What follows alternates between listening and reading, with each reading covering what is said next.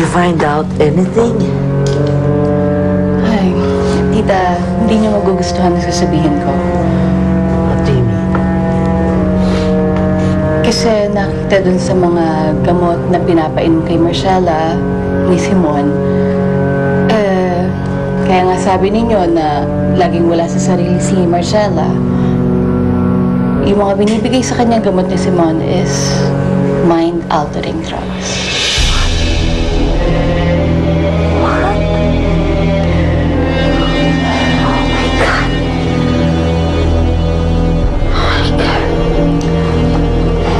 Being a doctor, meron po talaga access si Simon sa mga ganitong klaseng gamot.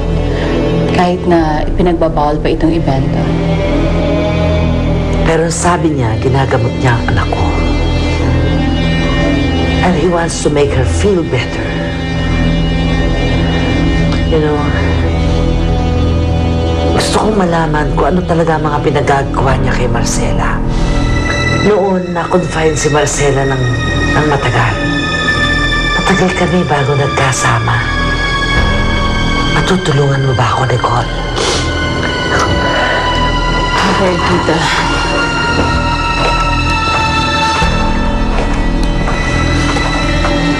Don't worry, tita. Tutulungan ko po kayo. Thank you, Nicole. Thank you. And I'm sure Marcella will be alright. Oh. Don't worry. Oh. Patay. Bakit din? Kailangan ako tumakas dito.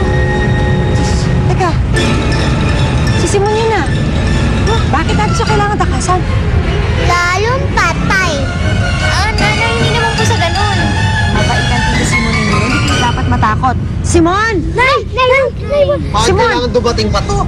Marcella! Tita Simon! Anong ibig sabihin nito? Hindi mo pwede saktan mga anak ko.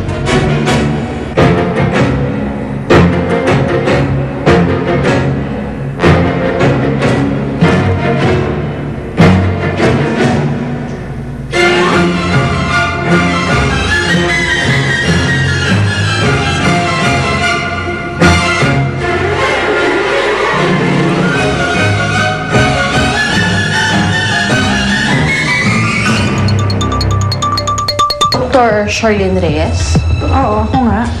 Naging pasyente mo ang anak ko, si Marcella Gonzalez. Alam ko may alam ka sa ginawa ni Simon sa anak ko. Pwede mo ba sabihin sa akin ang lahat-lahat ng ginawa ni Simon? Sige na! Iligpit nyo na yung mga yan.